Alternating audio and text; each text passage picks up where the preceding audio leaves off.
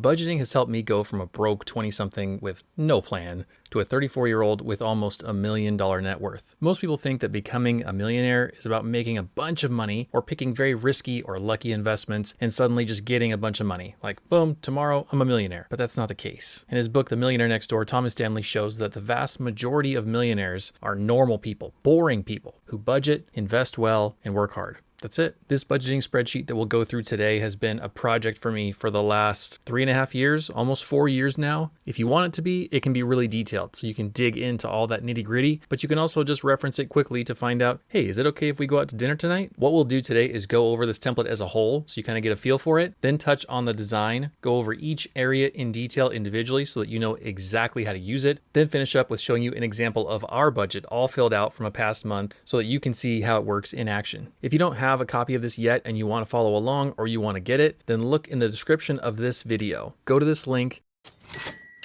So click on there. It's going to redirect you to this site where it shows you a little screenshot of my spreadsheet. It's called Brendan's Budget 2022, and it gives you the option to have access to the spreadsheet. You can name whatever price you think is fair for this, and if you want to, you can wait till you watch this video and see the features of it before you actually name a price. But you can name anything from $0 to $500 for this kind of thing. Type in your amount here, click I want this, and then it'll take you to a copy of the spreadsheet. Whenever you open it up, it'll look something like this. This is definitely a Google product, and you need a Google Gmail account to sign in. I know a lot of people do, maybe most people do, but if you don't, it'll probably prompt you to sign in with a Google account, or it'll say to start a new account. Google accounts are free. They're very handy. There's lots of tools in it like this that you can get totally for free. So I recommend doing it, but if you're not comfortable with that, just know that you can't use this spreadsheet. After you click I want this, you get the link and you open it, it will look something like this. If you want to start typing in it right now, you'll notice it won't let you. It's going to ask to get permission from me, essentially, to let you type in it. That restriction is set up on purpose because if you could edit this right now, you'd be editing the one master copy that everyone else is also trying to use. So you need to get your own copy. For you to get a copy to use, you have to go to File in the top left corner, click on that, then click on Make a Copy.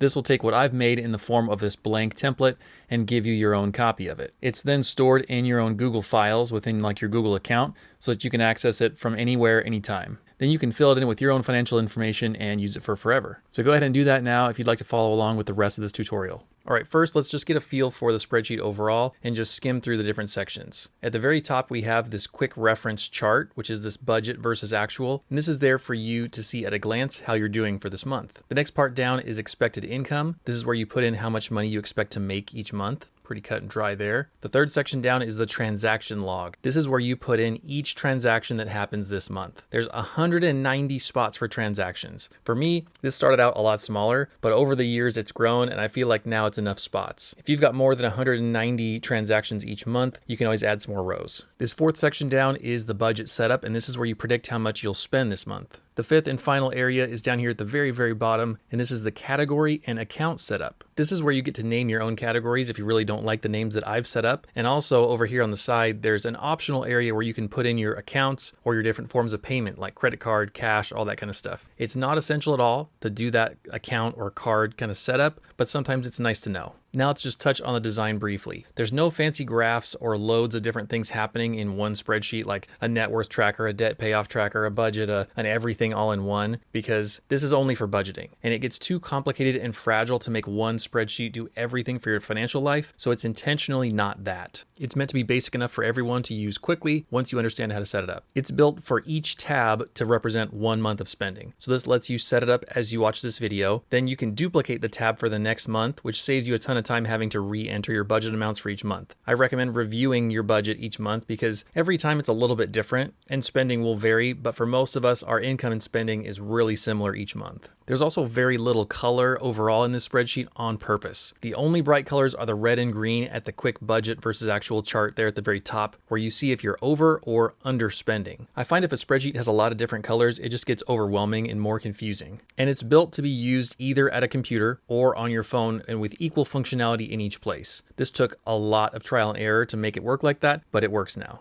Now let's walk through each section so you know how to use it well. The first section we'll set up is the one at the very bottom of the spreadsheet. So scroll all the way down to category and account setup. This is the first thing we need to set up to use the spreadsheet effectively, and doing so will only take us a couple of minutes. On the right side, if you want to, you can list your own accounts and forms of payments. This is extra and not tied to anything else in the spreadsheet, but it's kind of handy if you're using several different cards or different accounts. The ones that I've left in here are my own accounts and my own forms of payment, so I don't expect them to work for you perfectly right now. Just so you know, if you do want to do this, it's very easy to edit. If you want to use them, just delete what I have written in these boxes and then type in whatever you need to name it to recognize what it is. That darn debit card, or best credit card in the world, or blue card, or whatever works. Then when you go back up into the transaction log area and you click this little drop-down menu, it gives the option to select your own card or your own account.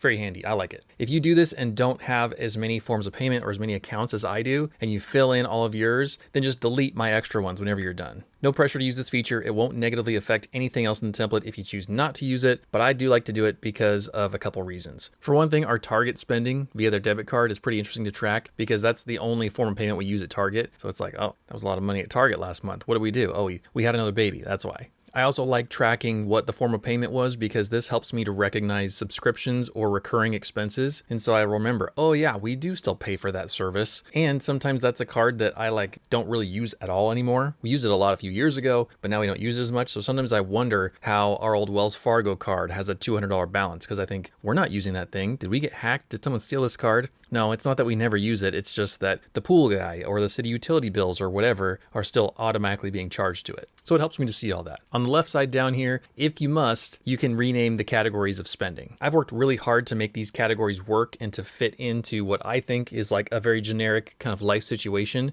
And this sheet started out fairly short-sighted when I was freshly married. I didn't realize we needed more categories, so I've added them in over time. Now we have kids, and the categories reflect that too. So I believe I have the basis covered. Before you jump right in and start changing these, I recommend that you try them out for at least the first month, just to keep the learning curve a bit smaller for you. But if you hate the categories I've created and you must change them, know this. You have to change the formula in there in that very top chart. So in that column that says actual total, we'll have to go in there and custom modify that formula, which I'll show you how to do. If you don't do this right, you'll break the whole spreadsheet and make it not work. Let's go over an example of that right now. Let's say that you're not a homeowner and you hate that it says mortgage. You need to change that to rent or else you're never going to use this thing. Okay, let's do that. By the way, if you're not going to go ahead and change any names, you're going to leave the categories the same. I'll put a little yellow progress bar over here so you can see whenever it runs out from top to bottom, we'll be done going over this tutorial. You can skip to that part of the video and keep going from there. First, pay attention to the name you're changing. Let's say you want to change mortgage to rent, like we said as an example. Scroll down to the bottom of the sheet where we have that category and account setup option. Find mortgage, click in that cell, highlight the contents of it, delete them, and write in rent. Hit enter. Now you've already changed that name in a handful of places because it was like an automatic thing. So you changed it in the budget setup section. Scroll up to that next section up from here and see. You also changed it in the category column at that top little chart. So on the very, very top, go look on the left side there. See, it's changed. So it says rent now. But you need to manually change it in one more place. Since we're changing the word mortgage to the word rent, we need to tell Google Sheets to look for that word when we spend money in that category. Don't worry, you can do this. Follow me. The way we do that is by clicking in the box that correlates to the newly changed rent row. So we go over to that actual total column right here. That crazy looking formula, if you click on there, is what we need to change. Click on that middle word that's in the quotations and just delete only that word. In this example, it's mortgage, so we're going to delete it. We're going to type in the word rent, making sure to leave the quotation marks and change nothing else. Then hit enter. This whole changing nothing else reminds me of Indiana Jones, like sneaking into the temple, swapping out the bag of sand for the little idol on the pedestal, and then trying to back away slowly. Thankfully, a Google Sheets formula is much lower stakes. And that's it. You've done it. So now what that formula is going to look for is the word rent down there in that transaction area. So whenever you type in, hey, on the first, I spent $1,000, you select rent as a category. Now this top chart will recognize it for you and it'll add it up for you. It's very handy. And here's a handy tip if you're not fluent in Google Sheets yet. If you make a mistake, like deleting the whole formula, don't sweat it. Just hit Control Z if you're on a Windows device or Command Z if you're on a Mac. This is the shortcut for undo. If you're doing this on a mobile device like a phone or a tablet, there should be a little arrow up at the top of the control bar area that kind of goes and swoops to the left. That's the undo button. It is amazing. I use it all the time. Undo the mistake, however it happened, however things get crazy, just keep hitting undo until it looks normal again and then pick up where you left off. Okay, let's set up our budget. Scroll to the section that's called Budget Setup. And this is where we pick how much you expect to spend for each category. Whenever you're doing this, be as accurate as possible. Don't sugarcoat it for yourself. The first month or two might be way off, but that's okay because you're just figuring it out. It's also okay because doing this is exactly what you need to do to get a handle on your spending and really see where your money is going. If you're not going to use one of the categories, it's totally fine to just leave it blank. Don't worry about it. It's not going to hurt anything. If you're doing this live with me, go ahead and hit pause and get those filled out, but otherwise let's keep going. Now we get to move on to the most fun part of the whole thing, income. This little chart is near the top of the spreadsheet, and it's the simplest part of the whole thing to use. Just list where the money comes from and how much you think it'll be. Done. And we're only talking about this month. I personally have it set up to show each paycheck just so things are really clear later. Your bank statement will show each check, so we do too. One thing that may be strange to people is that I show 401k contributions as income, and this is just a reminder to count that income as getting paid, which it is. It's literally getting paid. You're just investing it and not keeping it to buy enchiladas and Nikes and whatever. I like to break it out, and I'll break down the details of exactly how I do that in the transactions section, which is next. All right, now let's go to the middle part of the spreadsheet and go to transactions. This is where you spend the majority of your time in this spreadsheet. As a tip, the most effective thing to do is to input these as they happen, right there as you spend the money. The spreadsheet is made to be easily used on a mobile device like your phone, and the slickest way to do that is through the Google Sheets app. So when you have this thing set up, whip that app open, type in the details of the transaction, and move on. Take it from my experience, it's a lot faster to do it while you're spending the money than it is at the end of the month to go through and try and reconcile everything. That stinks. Here's how you input a transaction. First, slap in the date of the transaction. Just type it in there in number form. Then the next one is expense. And this is where I like to put the location of the transaction. So this is where we'd put Amazon or Target or Bob's Slinky Emporium or Vanguard or wherever you spent the money. My goal whenever I pick these is to try and pick the same place that will be shown on your bank statement. So later on, if you do have to go back through your bank statement and try and figure out what date you spent what money where, then at least picking the name of the place will help you to find it. Next is choosing the category of the transaction. And this will be a little drop-down list of the things that we set up before. This is an essential step because it takes your generic list of money moving around and it organizes it for you into a very useful tool that tells you a story about what you care about. It's revealing where you spend your money whether you realize it or not. And this is where the data becomes super eye-opening. This is a crucial step. Do not skip it. Also crucial is putting in the amount of the transaction in dollars and cents, or if you want to and you live somewhere else, change it to Great British Pounds, to euros, or whatever your currency is. Next is the notes section, and I like this, but you don't have to use it. This is where I put in little clues to myself to describe what we bought at Amazon that time, or I just add a little bit more detail than the category itself. For example, maybe a hair and beauty expenditure was super high. What the heck happened here? Well, if I left myself a note, I would know, oh, it was Beatrice's wedding. My wife was a bridesmaid, and this was an expense related to getting ready for the wedding. Okay, that makes more sense now. My haircuts do not cost that much. This is just leaving little clues for yourself to get better info in the coming months, and it tells you a story so you can put all those pieces together later so that you can budget better, save better, invest more, and overall be more financially secure. Finally, the optional account or card section if you choose to use it. Overall, it should be very straightforward. The only thing that I do strangely after having used a budget for a long time now is related to a 401k. And if you use a 401k, pay attention. If not, here's a little progress bar showing the tutorial for this tricky part. Fast forward until the yellow bar is gone down at the bottom and then tune back in. Here's my rationale in how I input 401k contributions. I include them here once as a transaction for income and once for investing. That sounds strange, I know. It seems illogical. But like I mentioned before, the 401k is income. I mean, it's investing money that you get as income. Then you're turning around and spending it by sending it to your investments. You could just not track it at all as part of this budgeting spreadsheet, which is fine. You wouldn't have to deal with any of this, but I want to track the investing, so I have to track the income for that investing too. If you hate this and you hate the way I have it broken out as its own income, then you can just add it to your take-home pay. Just leave out the taxes and the other stuff that's taken out of your check, slap in with your take-home pay, and you'll be done. Let's do an example. Let's say you get paid twice a month and your take-home pay after all your paycheck deductions like taxes and 401k and whatever else is $1,000. Your $1,000 is that kind of take-home number that you're used to. Let's also assume that you have $150 per check set up to send to your 401k. Here's how I would have it set up. I would show 3 transactions per check. One transaction for $150 as income because you did make that money. Then a second transaction as investing. $150 goes in investing category to your 401k. The money comes in, then it goes out. Then the third and final transaction for this check is $1,000 that you get paid that you use for everything else besides your 401k. You know, Nikes, enchiladas, all that good stuff. If you hate this and it's confusing and you don't want to do it like that, here's how you do it a different way. For your income, just toss that $150 $150 into the 1,000. So you'd say, hey, I got paid on the first of the month. It's 1,150. Then another transaction would be saying, I also invested $150. It went to my 401k. Okay, confusing part over. The final part of the template is the budget versus actual quick reference chart at the very top. This chart shows you where you are versus where you plan to be, and it's meant to be the very first thing you see when you open this bad boy up.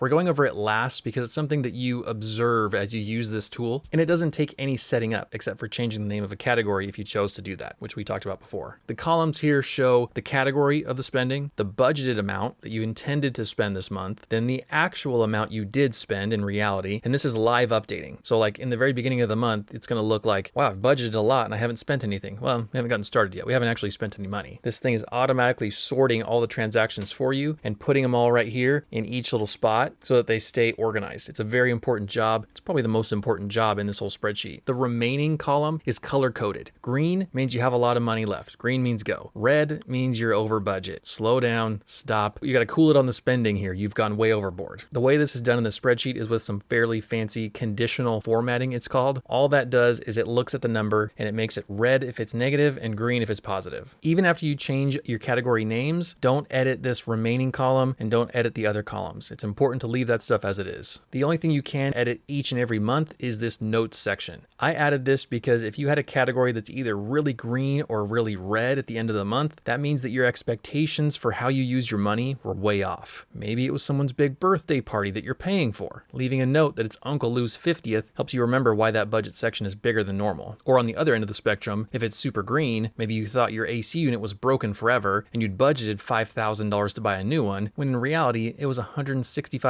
to fix. That happened to me. Crazy. At the very bottom, I have an income category too, because your income is what has to support all this activity. So whenever you've got a budgeted amount of income set up here, that's what you predicted to make. Then the actual column there, the actual total for income, is telling you on all the transactions that I've reported, I've marked this money as income. So then that remaining number there can be a huge tool for you because you can see, hey, I actually made a lot more money than I planned on making, or I made a lot less, and that's a problem. So this is an important check for me too, because for anybody out there who has a variable amount of money, like if you're not making the same exact amount every month, it's important to try and predict that. Are you going to work a few less shifts because of that vacation? Or are you going to have a surgery, which means you're going to be out for a couple of days? Like you really need to look forward in the month and figure that out so you can project what income you have to spend or save or invest. We're not going to spend all this. We're going to save and invest it. Now let's look at a version of this budget spreadsheet filled out to see how it works. This is a month with many real expenses and some non-specific income, since that's not something I really want to share with the world just yet. Let's go through what the template is telling us. First, the chart at the top. So it's telling us where we have money left. Here in these green areas, it means that we've got room left to spend, or that bill hasn't hit yet. So we've got money there. Green means go. Red means we've overspent. So we've already gone overboard in these categories. Typical for me in some of these, like food is a place where I typically overspend, sometimes entertainment, kind of a one-off trip or something like that. Dang, I overspent there. I didn't plan for this. It can also indicate that you didn't plan well. And it's also interesting to see on the income side how much money you actually made versus what you expected to make. So then you can adjust that the next month if you need to. In this case, we were pretty close. Second area down is the income area. Right before the month started, we just typed in what we thought we would make based on past months. This isn't something that I touch or change throughout the month. It just gets set up once and stays here. And that's an important thing. If you end up making more money or you got more income somehow than you expected, that needs to be shown on your transaction area, not here, because this is essentially the budget for your income. So you wouldn't go back and change your budget if it was different. You would just report what's happening. The spreadsheet will show you the difference. That's where we learn. Next down is a transaction tracking area. Wow. Yes, there's a lot here. There's a lot of transactions happening. As you can see, I made it so that the word income gets color coded in green just for funsies, because I like that. And you can see that I put a category in every single one. I filled out basically every box for all of them. If I did leave something out, it was either a note or I left out the account or the form of payment, because to me, those aren't essentials. Everything else in the transaction area is an essential. Fourth, the budget setup area is something that we also set up at the start of the month. I have a few notes here on the right side reminding me about some of the details of the expense. I'll also sometimes note if the charge is something that happens once annually or like biannually or something, like a car insurance payment or anything like that, so I can plan for it the next time around. I'll put in, this happens every every April, just so you know, plan on having that money, that kind of thing. A lot of these areas in the budget don't really change, like your rent or your mortgage or that kind of thing is probably the same. Utilities may be pretty darn similar. Like a lot of that stuff is fairly fixed, but some of these areas here in the middle are the ones that can change a lot, like gift spending, food spending, any of that kind of variable stuff. You really need to try and look and forecast accurately. Fifth, the categories and accounts section. This is something you're of course familiar with by now. I have it set up with my own categories and my own accounts. And this really never changes for me. So when it comes time to start a new month, what I recommend is as you get this started, get the very bottom stuff set up, the category and account set up, then go up to budget and set up your budget, then go up to the income chart and set up your income, as long as you're fairly regular in the money that you're making, and stop. So don't start using it yet. Don't start putting in transactions at all. Go down to the bottom where that little tab thing is, right click on it and hit duplicate so that you now have a blank copy. I would even change the name of it if you can to blank so that you know this is the blank one. Don't fill this one out when the next month comes. Just always duplicate that one so that it just saves you time and you don't have to go through and delete all those transactions. It's not like that takes a long time. It's just kind of handy. I like it. It's clean. I think that's it. I think you should be an expert in my spreadsheet now. This is kind of awkward to share because this has been such a personal thing and something that like I've been developing and using so much for so long that it's like I'm sharing my baby with you, but it's okay. You can have my baby. My hope for you is twofold. Number one, you use this and you figure out where your money's actually going because that's incredibly enlightening. It seems silly to say that. I hope that maybe you believe me, but even if you don't, I recognize the silliness of that because you're probably thinking, dude, I know where I spend my money. It's my money. It's my life. It's my card. Of course I know. It's amazing how much you don't realize that money's just flying out the door. If you're not using cash for everything, it's so easy to spend money online or with a card that it's probably going more heavily into some areas than you realize. So I hope you notice that. Then secondly, I hope that you're able to take this information after a couple of months and go, wow, I know where my money's going now, and I have a plan to put it where I want it to go. Because the point of doing this is to say, I realize that I'm spending frivolously in these areas, or I realize that I'm not doing as good of a job as I want to be. So now I'll do a better job. I'll free up money and I'll pay off debt. I'll save, I'll invest, and you'll build up your net worth and benefit from this in a massive way. That's my hope and that's my expectation for you. Hey, for fun, I like to have a secret comment section, and today the secret comment word is web. A spreadsheet like this is kind of like a web of information, like a spider web, and it links all these different things together that helps you accomplish a bigger mission. If you enjoyed the video, include a comment with the word web or use a little web emoji, and I'll keep an eye out for these because they are my favorite comments by far. If you've watched this because you know that you want a budget and you know that you want to have money to then invest, but when you get there, you don't know what to invest in or how to get started or what service to use to invest, I recommend watching this video next. This is the worst investing apps for beginners this year, and I think that it's my favorite video I've ever made. I think it's hilarious. I chop up a bunch of pineapple kind of randomly. It was a fun kind of analogy for the video, so I hope that you think it's fun too. Click on this to see what are the absolute worst and best investing apps for beginners.